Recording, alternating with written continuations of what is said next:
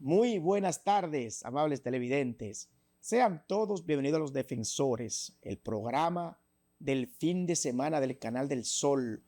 Hoy es sábado 29 de junio, año 2024.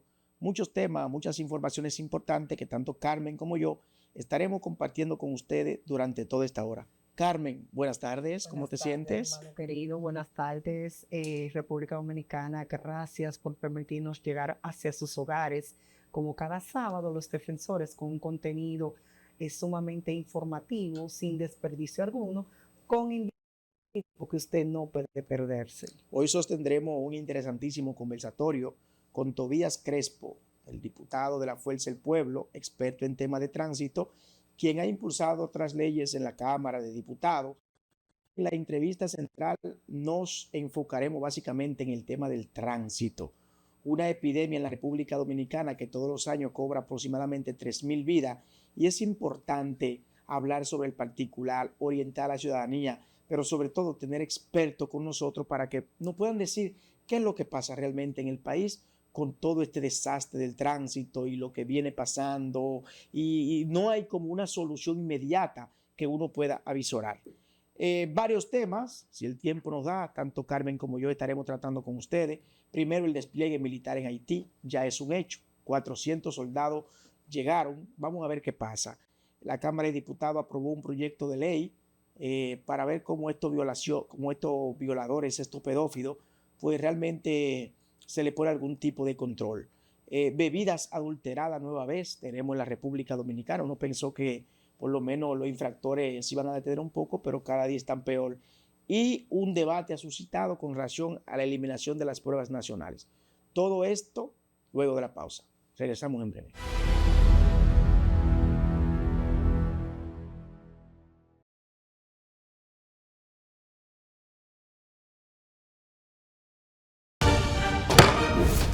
Durante la semana del 17 al 21 de junio, la Cámara de Diputados aprobó en primera lectura el proyecto de ley que crea el Cuerpo Especializado de Mitigación, Emergencias y Desastres, CEMED, que será dependencia de las Fuerzas Armadas. También refrendaron a unanimidad el proyecto que crea el régimen de inhabilidades a personas que hayan cometido infracciones de naturaleza sexual para ejercer profesiones, oficios y empleos relacionados con la educación, orientación, cuidado e instrucción de menores de edad y personas con condiciones especiales. Asimismo, Alfredo Pacheco encabezó el acto de entrega de 3 pergaminos de reconocimientos, uno al profesor Emilio de Peña Luna de la provincia María Trinidad Sánchez y 2 a los comunicadores de Peravia Pedro Carlos Guerrero Bello y de forma póstuma a Gustavo Aníbal Pimentel por sus grandes aportes a sus provincias y al país. Y 22 comisiones estudiaron diferentes iniciativas de ley con la participación de representantes de los sectores a los que pertenecen. Cámara de Diputados de la República Dominicana.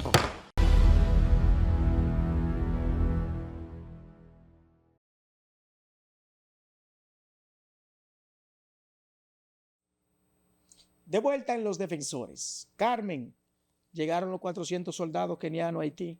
De los 1,000 que se esperaban, enviaron a la primera brigada de policías a Haití. Déjame decirte que el primer ministro dio unas declaraciones ponderando todo este despliegue de militares. Él, más que nadie, quiere que haya organización en Haití en materia de seguridad ciudadana, porque las bandas han hecho de Haití un total territorio de tierra de nadie, un caos, y ahí tú ves que se escasean los primeros alimentos de primera necesidad, los medicamentos, hay un tráfico con la gasolina, hay un tráfico con las armas, hay un tráfico con todo absolutamente. No hay ningún tipo de seguridad para las mujeres, para las niñas.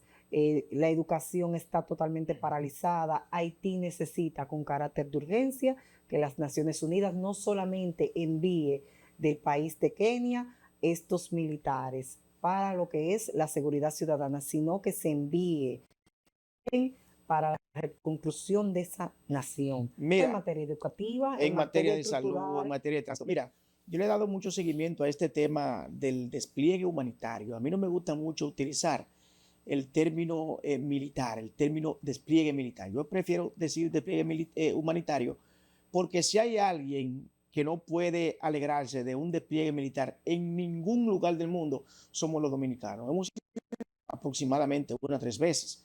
Entonces, las 3 veces que hemos sido intervenidos por potencias extranjeras, básicamente por Estados Unidos, no hemos tenido una buena sensación, no hemos tenido un buen sabor. Ahora, ya llegaron los 400 soldados, es un primer contingente de 3.000 soldados que vienen, porque recuerden que viene un grupo de 1.000 de Kenia, pero vienen de otras naciones. Es decir, que lo que la ONU espera es que unos 3.000 soldados pululen en Haití y puedan realmente restablecer el orden. Yo tengo mis reservas con relación a ese despliegue humanitario por múltiples razones. Lo primero es que uno debe conocer la historia de la MINUSTAH y del despliegue que aconteció en el año 2004. Cuando tú te pones a evaluar qué tan positivo o qué tan negativo, Carmen, fue la MINUSTAH, el despliegue de la MINUSTAH en el 2004 para Haití, no hay nada positivo que uno pueda sacar de ahí. Lo primero es que cuando llegan los soldados de la MINUSTAH en el año 2004 y es derrocado Jean Beltrán Aristide, comienza un proceso de desorden masivo, caótico en Haití, que es el producto o es el reflejo de lo que usted está viendo hoy. ¿A qué me refiero? Miren, en Haití usted se pone a analizar la historia contemporánea y en el despliegue llegaron muchos males que no existían en Haití hasta ese momento. Cólera que había en Haití, para comenzar por ahí. Más de 2.000 mujeres embarazadas por soldados, mediante violación, mediante forcejeo, lo que usted quiera imaginar. Pero no solo eso, sino que el tráfico de armas de fuego en el año 2004 es lo que ha provocado el desorden imperante hoy en Haití. Quiero precisar con eso, que excelente el despliegue, excelente esa misión humanitaria, como yo prefiero llamarle. Ahora, ¿resolverá por sí solo un despliegue militar o humanitario en Haití? No, yo creo que eso debe venir acompañado de un paquete de alternativas. Debe ser un plan integral donde cada país, G8 básicamente, asuma un compromiso particular en Haití. Uno asume el tema de la educación, uno asume el tema de la salud, uno asume el tema del tránsito, otro asume el tema de la seguridad alimentaria, porque salud. La MINUSTAH se fue, duró en Haití aproximadamente, ¿y qué se resolvió? Pero después de la MINUSTAH usted tuvo varias misiones más, la MINUJUS y así sucesivamente. Entonces, hay que esperar y no alegrarnos como si eso fuese un trofeo, como si eso fuese un logro de qué pasará realmente en Haití luego de esta intervención. Y no solo eso, hay muchas cuestionantes que hacerse. ¿Resolverá esta intervención o este despliegue militar el problema matando a esas pandillas o a esas bandas?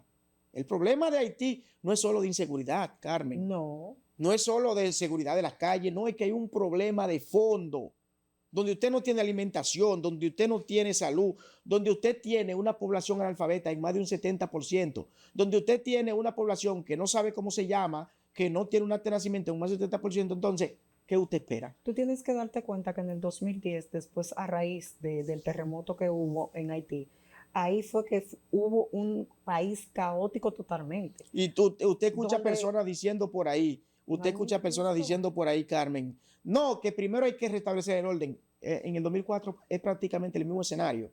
¿Ustedes saben cuál fue la diferencia en el 2004? Que en el 2004 la lucha era con militares y con exmilitares y hoy es con pandillas.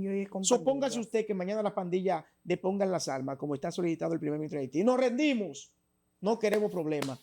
Y después de ahí, ¿qué pasará? Y no solo eso. Si se soluciona solamente, porque ellos se han concentrado solamente en el asunto de la seguridad ciudadana, el despliegue, controlar las bandas en los lugares, pero imagínate tú, después, como tú dices, ¿qué va a pasar con el sistema educativo, que es un caos? ¿Qué va a pasar con el sistema de salud, que es otro caos en Haití, que se está operando? ¿Quién lo va a regular eso? En el medio de las calles. Y no solo eso, escucha esto, algo que a mí me preocupa mucho, pero los periodistas se han referido poco a eso porque no han tenido acceso a un acuerdo de inmunidad que Eso es existe peligroso. entre Kenia y Haití. Se firmó el 1 de marzo en Nairobi. Y usted sabe qué estipula este acuerdo de inmunidad.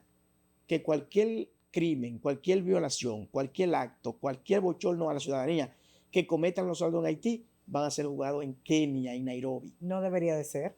Entonces, hay que esperar. Mi exhortación es al gobierno dominicano, es a las autoridades, a que tengamos a mano un plan de contingencia, porque si mañana existe un enfrentamiento entre esas bandas y los kenianos, los haitianos no van ni para Cuba, ni van a huir para Puerto Rico, ni van a huir para las Hacia islas, acá. vienen hacia acá. Vienen hacia Entonces, acá, yo siento lamentablemente. como que el gobierno, las autoridades, han dejado esto de forma tímida, pero suponte tú que eso hubiese acontecido en las elecciones, en el proceso de elecciones. Hoy estuviésemos ocupados, hoy estuviesen los principales medios del país teniendo eso como primera portada, pero ya eso no importa porque no hay objetivo político ni electoral que lograr. ¿Tú sabes dónde te está poniendo el tema haitiano? En los principales periódicos, en los 7 principales periódicos del país, en una cuartillita. O te lo ponen abajo como una crónica con poca importancia. ¿Por qué? Van a la frontera en algunos momentos cuando está el tema caliente. ¿Tú crees que era más para importante? tirarse fotos, hacer una gráfica, pero ¿están protegiendo la frontera de verdad? ¿Qué van a Porque estar perdiendo? 5 tú puntos. devuelves a un grupo de haitianos, vamos a suponer en una guagua 5, 6, 10 haitianos, pero ¿cuánto te entran diario por los diferentes puntos de la frontera de República Dominicana? Y finalmente, con relación a este tema, para analizar otro tema de interés nacional, ¿entienden ustedes que tenía la suficiente relevancia o la suficiente importancia el tema del canal, el escándalo que se generó cuando tú pones sobre una balanza lo que está aconteciendo en Haití hoy con ese despliegue militar? Lo grande no es Claro, las elecciones. Ya no hay que hacer bulto, ya que no hay que hacer aparataje, ya no hay que hacer parafernalia. Pero lo que está pasando es grave.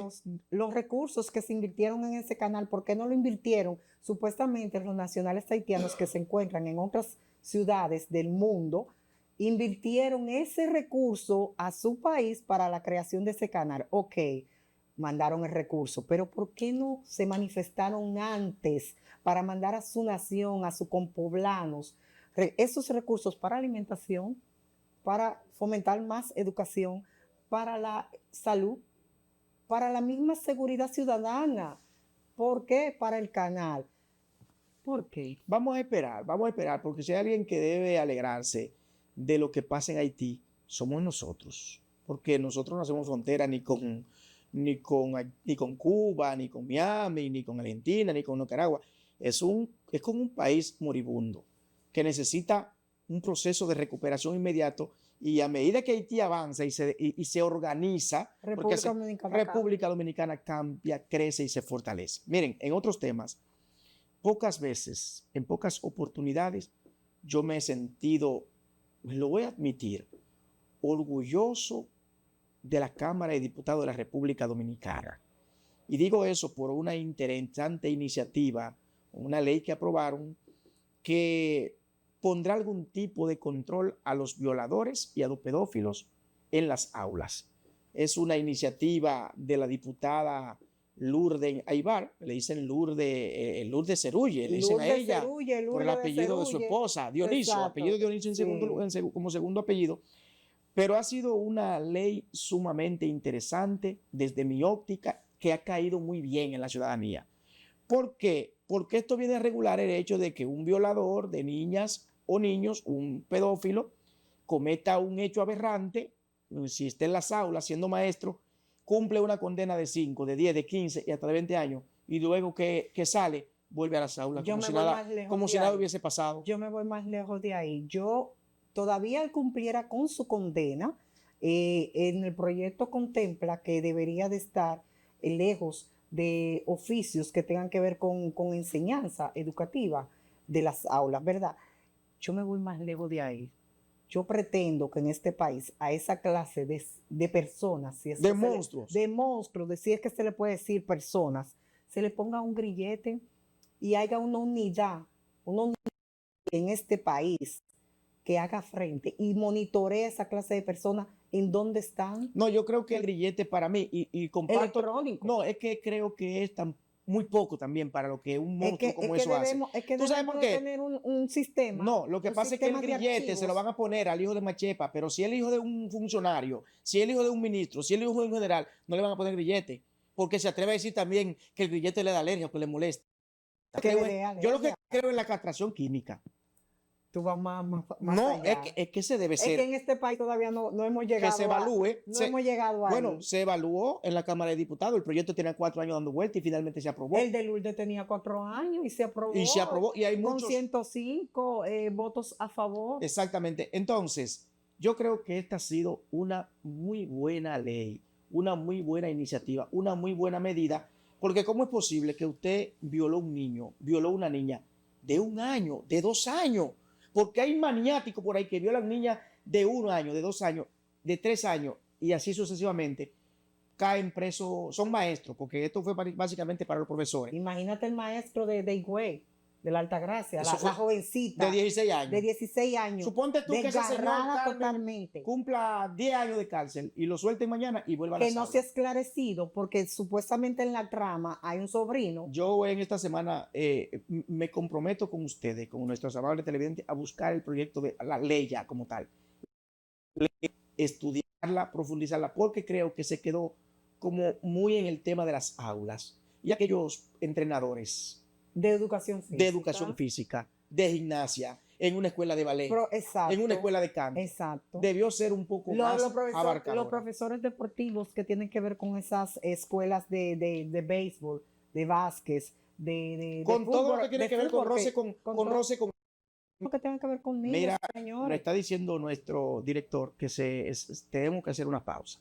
Pero ya está por ahí nuestro invitado de la semana, es Tobías Crespo, el Una diputado joya Tobías de invitado Crespo, tenemos. quien es diputado por el Partido Fuerza del Pueblo. Y con Tobías vamos a hablar básicamente sobre la epidemia del tránsito en la República Dominicana. Tobías ha sido uno de los principales propulsores de estos temas relacionados con la ley de tránsito y se ha vuelto prácticamente un experto porque le da un seguimiento milimétrico. Es director, déjame decirte, de la Dirección de Tránsito Terrestre, en donde se realizaban la licencia. Él fue uno de los pioneros en todo lo que tiene que ver con eso, la reforma del tránsito en las licencias, déjame decirte. Tobías ha descollado mucho en el tema del tránsito, pero Tobías también es un sistema. Sí. La gente no sabe mucho de eso. Y se hizo su maculado en derecho hace poco también. Es una estrella que vamos a conversar con Tobías Crespo, pero me quiero enfocar con Tobías básicamente, y yo lo he bautizado así. En la epidemia de todos los años se nos lleva 3.000 personas, pero no 3.000 personas de 80 ni 70 años, 3.000 jóvenes que oscilan entre 15 y 35 años. Súmale los niños también. En esta semana tuvimos un caso en Higüey. Y súmale a eso también qué cantidad nos está arrebatando el presupuesto nacional. Sí, también en materia de salud en los hospitales traumatológicos. Vamos a la pausa y retornamos en breve con nuestra entrevista central.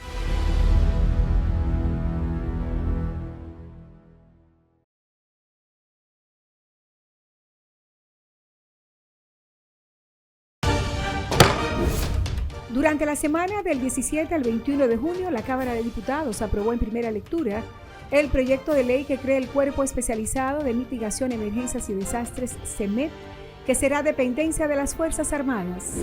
También refrendaron a unanimidad el proyecto que crea el régimen de inhabilidades a personas que hayan cometido infracciones de naturaleza sexual para ejercer profesiones, oficios y empleos relacionados con la educación, orientación, cuidado e instrucción de menores de edad y personas con condiciones especiales. Asimismo, Alfredo Pacheco encabezó el acto de entrega de 3 pergaminos de reconocimientos, uno al profesor Emilio de Peña Luna de la provincia María Trinidad Sánchez y 2 a los comunicadores de Peravia Pedro Carlos Guerrero Bello y de forma póstuma a Gustavo Aníbal Pimentel por sus grandes aportes a sus provincias y al país. Y 22 comisiones estudiaron diferentes iniciativas de ley con la participación de representantes de los sectores a los que pertenecen. Cámara de Diputados de la República Dominicana.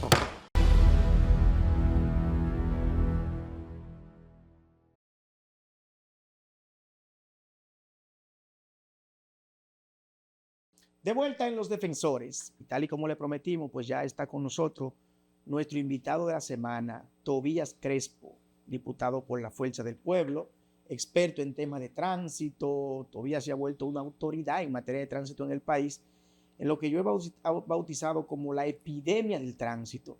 Con Tobías vamos a hablar básicamente de tránsito, sino del tiempo de política, porque ustedes saben que uno estos temas no puede dejarlo casi nunca. Tobías, hermano, buenas tardes, bienvenido a Los Defensores. Buenas tardes, Valentín, buenas tardes, Carmen, saludando a los televidentes y los seguidores del espacio, y afortunado de estar contigo aquí analizando los temas de la agenda nacional. Tobías, cuando la gente piensa en Tobías Crespo,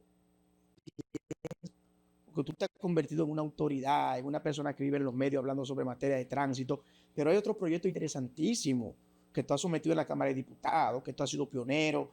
A mí me gustaría que tú me hagas como una especie de resumen de cuáles han sido las 3 o 4 principales leyes que tú has sometido y dónde tú has puesto más empeño y por qué lo has hecho.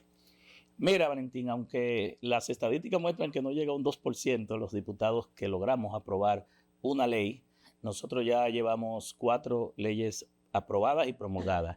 La primera fue la ley 6317, que es sobre la cual la mayoría de la gente nos conoce. La depositamos en el 2010, una vez electo diputado por vez primera, y que fue producto de un trabajo que empezamos en el 2005, es decir, duramos 12 años trabajándola. Luego, posterior a esa, se aprueba la ley 35-18, que es la ley que oficializa el 23 de septiembre, Día del Atleta con Discapacidad, para fomentar la deportiva en todo el sector de la discapacidad.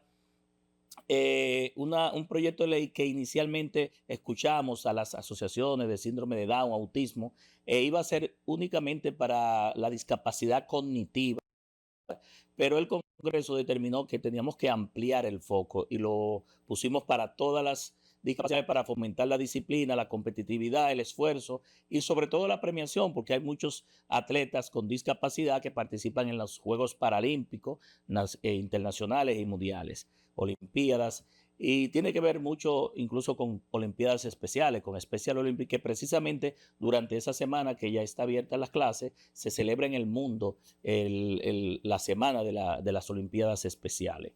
Esa es la 35-18. Luego, posteriormente, en el año 2019, se aprueba la ley 193-19, también de nuestra autoría.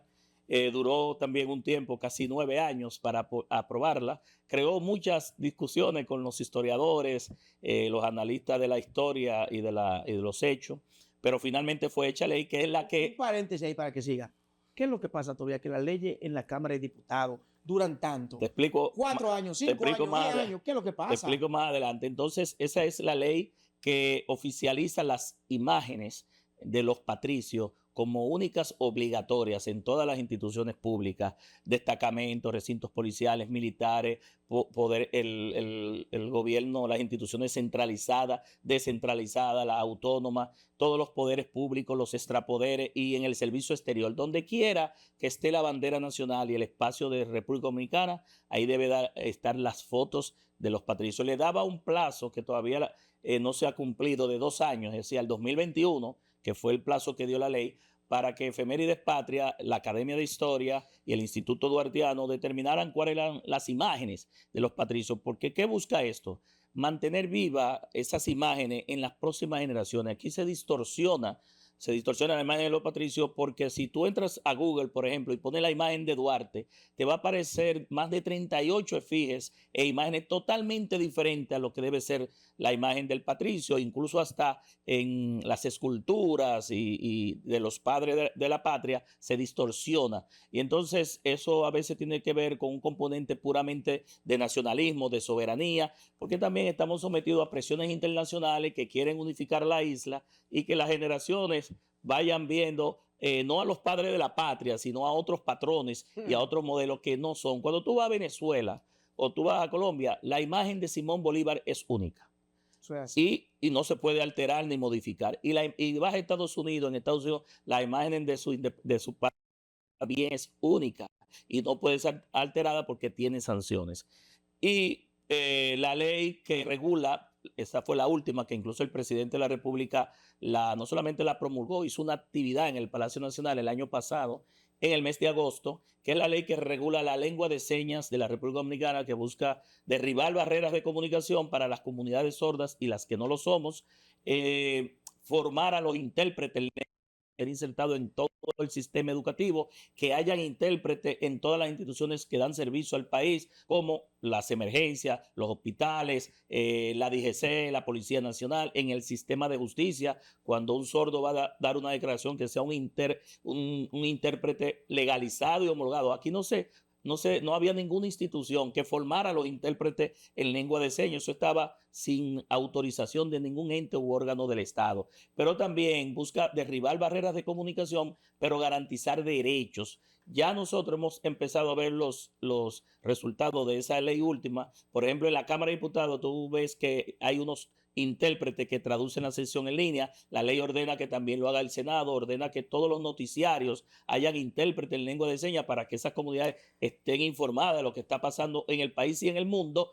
Pero también el año pasado, en diciembre, fui invitado como autor de la ley por el Ministerio de Educación, el Banco de Reserva y CONADIS, el Consejo Nacional de Discapacidad, para el primer lanzamiento del diccionario de lengua de señas de la República Dominicana, que ha sido producto de esa ley, con casi 4.900 y pico de palabras llevadas a la lengua de señas. Y ya, porque la ley le da un mandato, Infotep, la MESID y el Ministerio de Educación deben preparar la certificación de los intérpretes, es decir, que haya un ente oficial que te diga, Valentín es un intérprete oficial porque pasó una capacitación, una acreditación, una homologación y una certificación. Eso es Entonces, interesante, hermano. eso va a llevar, eso tiene un componente altamente socioeconómico. Muchos de los sordos y su familia son de escasos recursos.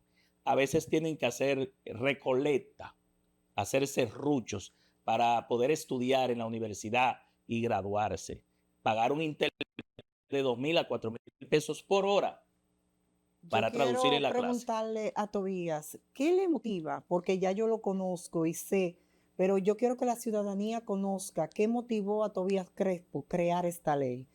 Bueno, una historia vivida. Mi hermano mayor de los 10, somos 10 hermanos, hay uno únicamente que ha fallecido, Luis Manuel Sordo, perdió la audición a los 2 años, nos vimos obligados a aprender el abecedario de sordos, la lengua de señas. Mi madre vino de la capital con 7 muchachos, como dicen. Usted lo vivió en carne Vino a la propia. capital. De Azua a la capital, Ok. pero una historia muy linda.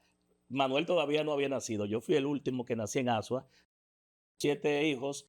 Vino y se mudó en Los Minas, pero de Los Minas se muda a los Jardines del Norte, que es donde hemos estado por 50 años, pero fue ¿para qué? Para inscribirse en la universidad, en la UNFU, y vaya aquí la publicidad, que es la única universidad, una crítica al sistema educativo, que da la carrera de educación especial y duró 15 años cerrada. Pues mi mamá se gradúa en los años 70 de técnico en retardo mental de sordos para darle la educación a mi hermano. Fue maestra de la Escuela Nacional de Sordos. Mi hermano se inscribe en la Escuela de Sordos. Mi mamá fue maestra de mi hermano. Participaron en la primera graduación de bachilleres de la Escuela Nacional de Sordos. Estamos hablando de los años 70 u 80.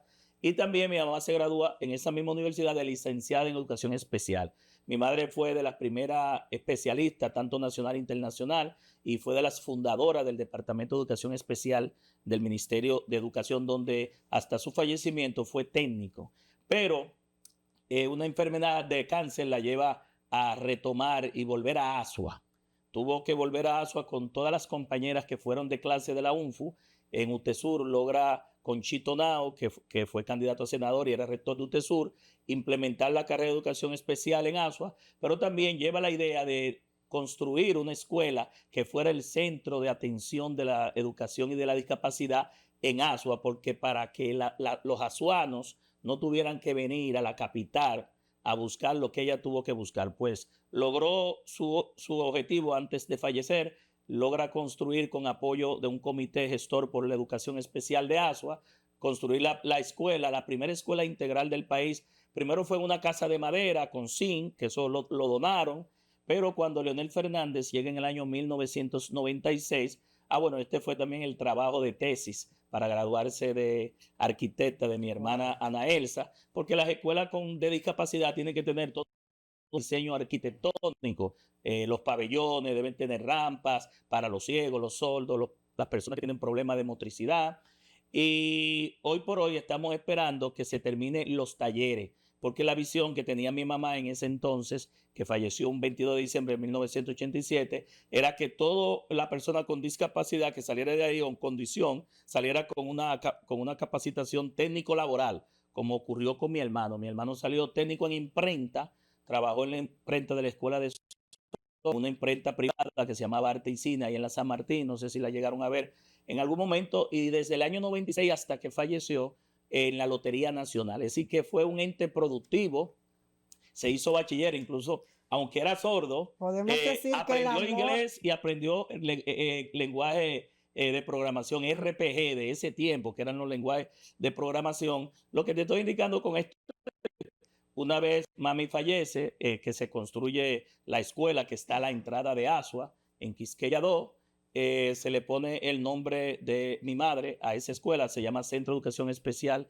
Célida Luisa Pérez de Crespo, y hace unos años mi hermano falleció en el 2011, el pabellón de sordo tiene el nombre de mi hermano, que fue la inspiración de mi mamá, para volver a Asua con cáncer y dejarle a Asua lo que hoy tiene, la primera escuela integral de educación especial del país. Me he quedado escuchándote por con eso ese detenimiento, porque tú hablas con el corazón todavía cuando hablas realmente de eso. De esas 4 leyes de las que nos has hablado, ¿es de esa ley de la que te sientes más orgulloso? Yo creo que de todas, pero esa tiene un sentimiento familiar, un sentimiento no solamente con la familia. Si te das cuenta, hemos aprobado 2 leyes que tienen que ver con la discapacidad. Es decir, la discapacidad nos sigue como líder político, como representante, y las instituciones se acercan a nosotros. La ley que declara el 23 de septiembre fue porque el ADOCIN, síndrome de Down, y todas esas instituciones, Quiéreme como soy, vinieron a nosotros por la relación y vínculo que mi madre tuvo y mi hermano con la discapacidad. Tiene un sentimiento de familia. Hoy por hoy, aún mi hermano fallecido, los sordos siguen congregándose y buscándonos nosotros, porque también cuando mi hermano fue ministro de la Juventud le dimos mucho apoyo. Se le construyó un centro de computación, se le reparó la cancha de la escuela de sordos. Es decir, siempre hemos estado dándole la mano, porque son la mayoría de esas personas muy vulnerables, de escasos recursos, y solamente los que pueden tener recursos pueden pagar un intérprete, pueden tener condiciones de conseguir una beca, por ejemplo, fuera del país, como ha habido aquí sentencias que han obligado a las universidades a inscribir personas con discapacidad porque no quieren inscribir en la universidad porque no tienen intérprete o porque no tienen un traductor. Me teletransporto a que cuando tú hablas de eso, tiene como esa sensación de que si tu madre hubiese estado viva cuando se promulgó la ley, tú se lo hubiese entregado como cuando uno se gradúa de la universidad. Mire aquí lo que le estoy entregando, por el orgullo y como el entusiasmo que tú le brillan los ojos al hablar sobre el tema. Me sigue en todos mis pasos. Tobías, vamos a la pausa y retornamos en...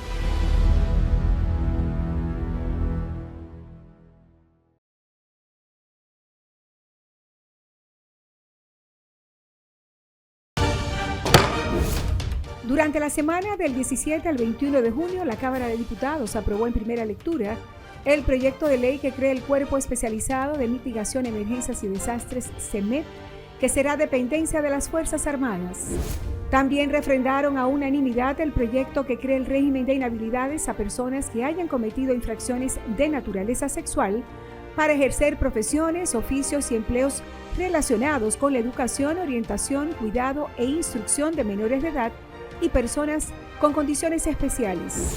Asimismo, Alfredo Pacheco encabezó el acto de entrega de 3 pergaminos de reconocimientos, uno al profesor Emilio de Peña Luna de la provincia María Trinidad Sánchez y 2 a los comunicadores de Peravia Pedro Carlos Guerrero Bello, y de forma póstuma a Gustavo Aníbal Pimentel por sus grandes aportes a sus provincias y al país. Y 22 comisiones estudiaron diferentes iniciativas de ley con la participación de representantes de los sectores a los que pertenecen. Cámara de Diputados de la República Dominicana.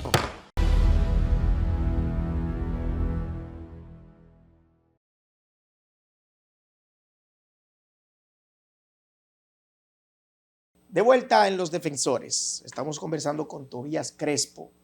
¡Wow! ¡Qué historia tan interesante nos acaba de contar Tobías! Y yo realmente la desconocía. A mí en lo particular me ha impresionado, me ha impactado. Pero en este momento me gustaría darle un giro a la conversación y me gustaría hablar con Tobías sobre el tema del tránsito, la epidemia, el dolor de cabeza de los dominicanos. Tobías fue quien impulsó la ley 67 sobre temas de tránsito y la conoce, la ha manejado. Tobías se ha convertido en una autoridad en materia de tránsito y quiero iniciar, Tobías, en esta segunda parte del programa con una pregunta muy directa. Tobías, ¿qué diablo es lo que está pasando en República Dominicana con el tránsito? Que uno no ve un plan concreto para ver cómo mitigamos o cómo disminuimos esas 3.000 víctimas que tenemos al año y estamos liderando los primeros lugares, no solo de América Latina, es del planeta. Mira, Valentín, no me gusta politizar este tema porque esto es un tema de mucho luto, de mucho dolor, de mucha tragedia para muchas familias. Y son 8 personas que fallecen. Todos los días fallecen 8 personas. Anteriormente, antes de entrar a este gobierno, eran 6, ha aumentado a 8. En vez de bajar, ha aumentado. Y entonces lo que falta es voluntad política. Y te digo voluntad política porque aunque el problema de la seguridad vial es de todos, todos somos parte del problema de una forma u otra como conductores, peatones y pasajeros, pero también todos deberíamos ser parte de la solución. El que tiene mayor cuota de responsabilidad es el Estado. Cuando hablo del Estado no solamente hablo del Intran, hablo de la DGC, hablo de las alcaldías, hablo del Ministerio Público y el sistema de justicia, que es el que debe implementar el régimen sancionador en lo civil y en lo penal. Y en ese sentido, esa voluntad política que se dio en el año 2017, después de 12 años, yo le he dedicado más de 100.000 horas a esta ley. Wow. Yendo a programas, a debates, a paneles, a charlas, a exposiciones, a congresos nacionales e internacionales. Te puedo decir, pero en la Cámara de Diputados yo presidí por 8 años, de los últimos 10 antes del 2020, la Comisión Permanente Pública y Comunicación Vial, donde 15 diputados, de manera muy responsable, nos dedicamos. Primero identificamos que era un problema país. Muy responsable. Primero identificamos que era un problema país. Seguro identificamos que no podíamos festinar esa ley ni sancocharla y le dimos el suficiente debate y consenso con todos los sectores. Ahí escuchamos a todo el mundo. Incluso tuvimos una experta argentina que con más de 30 años en transporte terrestre como actividad económica. Yo pedí un reporte a la secretaria cuando se promulgó y le dedicamos nada más en comisiones más de 5.000 y pico de horas, más de 400 reuniones de trabajo, vistas públicas. Nosotros escuchamos al ciudadano de a pie, a los motoconchistas, a las asociaciones de víctimas de accidentes de tránsito, a los transportistas, a todas las federaciones, al sector empresarial, al CONE, a la IRD, a los navieros, a los funcionarios que te decían que querían la ley, pero en realidad no la querían porque cuando se dio el decreto se eliminaron 5 instituciones y a nadie le gusta que le quiten, ¿verdad?, la institución que dirige. Cuando ustedes se sentaban, por decirte algo, con la Asociación de Motoconchistas, ¿sobre qué línea giraba la conversación? ¿Qué ustedes entienden? ¿Por qué son los accidentes de tránsito? Porque eso es importante saberlo. Mira, las asociaciones de motoconchos, yo tuve muy buena relación porque yo duré 6 años como director general de tránsito terrestre y nos tocó implementar la licencia de conducir de motociclistas, de motoristas, la categoría 1 y las móviles que viajaban por todas las paradas y tuve un gran vínculo con ellos. Son parte del problema, son parte de la deben ser parte de la solución, son los que más aportan a las víctimas mortales. En el 60 al 67% de los accidentes de tránsito está involucrada una motocicleta, muchos de ellos están en un hospital ahora mismo traumatológico esperando clavos o una bandeja y atención sanitaria, pero realmente cada quien quería una ley a su medida, a su hechura. Pero nosotros no nos llevamos de eso. Nosotros le dimos el suficiente consenso y de verdad que quiero felicitar a los colegas que ellos saben lo que, si me están viendo algunos de ellos de la Comisión Permanente de Obras Públicas, que finalmente logramos aprobarla. Entonces se dio una voluntad política, todos los partidos, incluso en ese momento en el bloque me designaron a mí como el fiscalizador de esa ley. el esfuerzo que hice y por toda la dedicación y la persistencia. Y nosotros nos hemos dedicado a fiscalizar esa ley con responsabilidad, porque es parte, no solamente someter proyectos de leyes, es ver que se cumplan esos proyectos de leyes. Todavía la educación Entonces, vial, ustedes como que no fueron muy duros con el tema de la educación vial, pero de que se establezca en las escuelas por decreto. No hay que establecerlo por decreto. La ley artículo y le da la facultad al Intran junto con la Escuela de Vial y el Ministerio de Educación, encabezando el Ministerio de Educación a través del Consejo Nacional de Educación, de insertar la educación vial como asignatura, Valentín, desde el nivel inicial de 0 a 5 años. ¿Por qué no se ha hecho? Voluntad política, está ahí en la ley, no hay que hacer nada. Voluntad del Ejecutivo.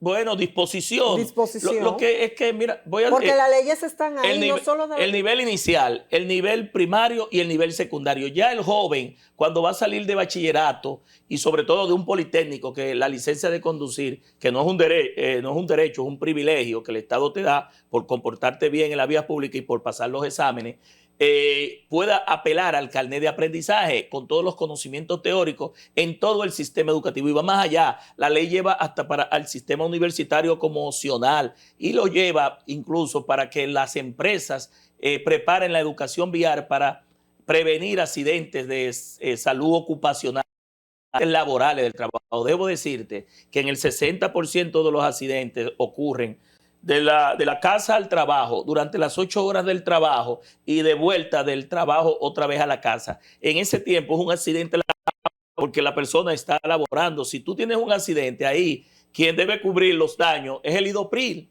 la seguridad social, porque tú estás trabajando. Entonces, eso mucha gente no lo entiende y finalmente termina cubriéndolo o el seguro de salud del ciudadano o el reclamo a la póliza del seguro del vehículo que afectó. Pero esos son temas que hasta lo discutimos todo, consultamos a todo el mundo. Entonces, ¿qué se necesita, Valentín y Carmen? Voluntad política, la que se expresó que se mantenga, que no está. Ha habido una contrarreforma con esta ley. Recursos presupuestarios, porque la voluntad política no es que el presidente de la República lo diga, es que lo ejecute a través de recursos hacia el sector. ¿Para qué? Para dar cumplimiento al Plan Nacional Estratégico de Seguridad Vial a 20 años inmodificable que tiene la ley 6317. Esa ley traza una ruta crítica de todo lo que hay que hacer en el factor humano, en el factor vehículo y en el factor vía. Pero también capacitar a los transportistas, a los empleados del Intran, de la DGC, del Ministerio Público, a los abogados, en las universidades, a los jueces, en las alcaldías, los ayuntamientos, el sector empresarial, como te dije, en las universidades y posteriormente, pues monitorear, vigilar y controlar las vías. ¿Por qué? Porque tú puedes educar todo lo que quieras, puedes capacitar todo lo que quieras, puedes concientizar todo lo que quieras, pero si no hay un régimen de consecuencias, si no hay un régimen sancionador, muchas inconductas no van a lograr cambiarse. De la única forma, que yo lo resumo simple esto, que nosotros podemos resolver un problema tan complejo, yo lo resumo en a Dios rogando y con el mazo dando. Es decir, te educo, te capacito, te oriento, te informo, te preveo, porque incluso hasta el agente de la DGC es un agente de prevención para evitar la muerte, el accidente, el herido. Tobías. Y si no, y si te me sales de la raya, te sanciono. Tobías, ya según el mapeo que se ha hecho y del que tú fuiste de esos artífices, de esos protagonistas, entre el 60 y el 70% de las víctimas mortales ha involucrado 9 motoristas, 8 motoristas.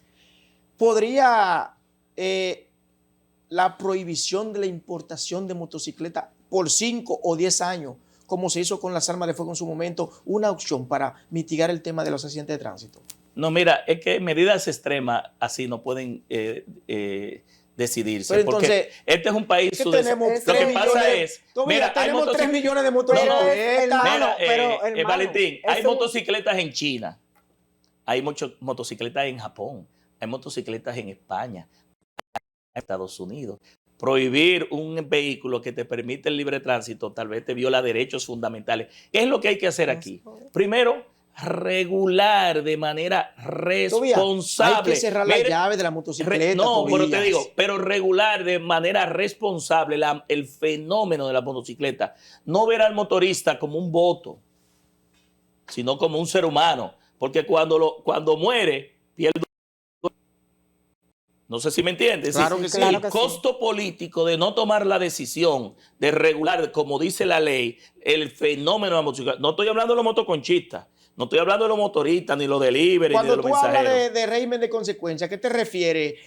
¿Multa, palo o encarcelamiento? Lo que dice la ley. Palo no dice la ley, No. lo que establece la ley. Acuérdate que uno es un legislador y uno se va y se marca en la ley. Pero también, mi hermano, amigo Valentín, Carmen, aquí la apuesta debe ser a la masificación, Del a la transporte. colectivización del transporte. Mientras nosotros no tengamos un transporte público masivo, colectivo, con rutas troncales, Decente, sobre todo. digno. Yo le llamo digno. Digno porque para aquí esa clase aquí, empobrecida. en muchos casos, para los pobres y las clases vulnerables se le trata de manera indigna.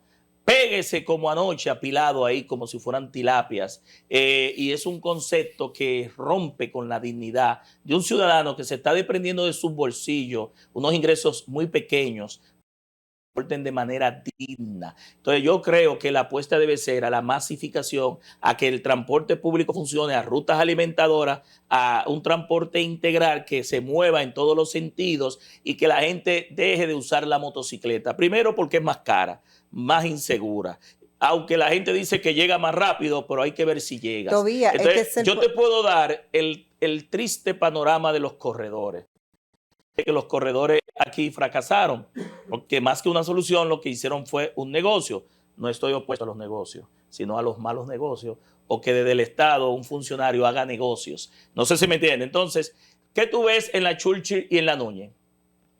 Ves el corredor, muchas guaguas con 3 y 7 pasajeros, ves la parada de motoconcho, la gente sale del metro y hay más fila para montarse en la parada del motoconcho que va paralela al corredor que para montarse en el corredor, que es más caro, que es más caro el motoconcho y más inseguro. Tobías, pero también mira, ves carro a propósito del tema, mira, tenemos un DJC haciéndonos señas y sí, que pero también ves carro de concho paralelo a la ruta de los corredores. Eso no fue lo que la ley. Carmen, finalmente. Lo que la ley mandó a Finalmente, Tobías transformar. Crespo, sabemos que usted es vocero en la bancada de la Fuerza del Pueblo y que ha hecho un trabajo extraordinario en materia de exponiendo sus exposiciones allí al gobierno, al Ejecutivo, en cada uno.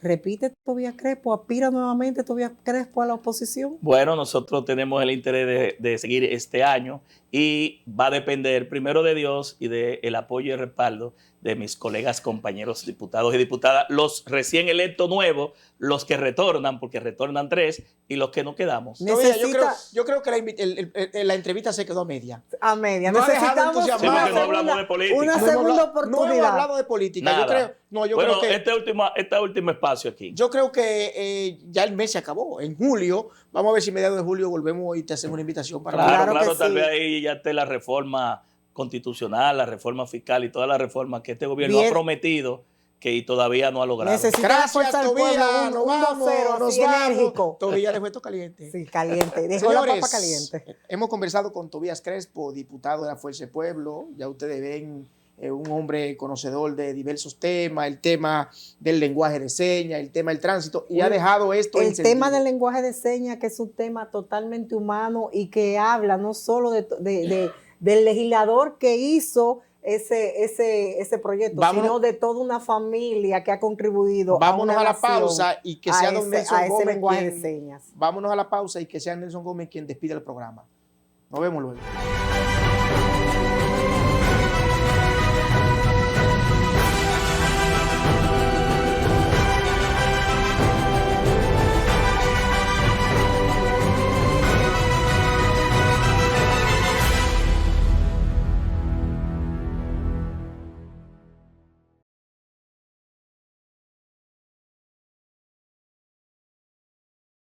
Saludos, amables televidentes. Aquí estamos a hablar sobre marketing política, como cada semana en este programa y en otros programas, y también lo transmitimos por YouTube y las redes sociales. Como está. Hoy queremos hablar de un tema que se trata mucho en mercadeo, que es el valor de las marcas. Una discusión permanente en el mundo del marketing. Y por ejemplo, lo que es Toyota, una marca que hace 50 años no costaba los millardos o miles de millones de pesos de pesos que cuestan ahora. Pero esas marcas fueron en su inicio marcas desconocidas. Así ha ocurrido aquí, por ejemplo, con algunos negocios que se convirtieron en marcas muy, pero muy famosas. Por ejemplo, menciona Mercasí. Mercasí era la manicera, que era una fábrica de hacer aceite de maní. Pero ya Mercasí es una marca que vale mucho dinero. Aquellas marcas que entran a la bolsa de valores, o sea, que venden acciones, mientras más cuestan, es más difícil accesar a ellas. Hago esta referencia porque quiero referirme, ¿qué tiene eso que ver con marketing político? Pues hay una revalorización de las marcas en los partidos políticos en el mundo entero, y en la República Dominicana, cada vez que hay un proceso, muchas de esas marcas se devalúan y otras toman valor. Y decían hace un tiempo por aquí que en la Fuerza del Pueblo nadie quería ser miembro del Comité Central, nadie quería fugir con eso. Ahora hay un congreso que inicia ya en este mes, ya hasta el año que viene, y ustedes verán la guerra interna que tendrá ese partido por las posiciones de Comité Central, de Dirección Central, no Comité Central del PLD, de posición de Secretaría General, posiciones importantes para dirigir ese partido, porque tiene otro valor como marca política.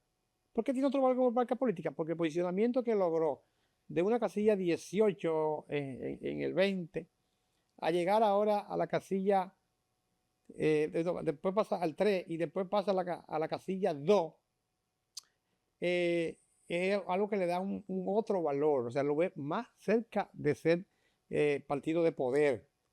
Ocurre que en el PLD esa marca sufre un revés. Mucha gente se desanima ahí porque se ha reducido a un partido mediano, pero hay una lucha por la marca ahí. ¿Cuál es la lucha que hay? Que muchos de los dirigentes que están constructores de ese partido intentarán quedarse con la marca PLD para tratar de repuntarla y subir su valor.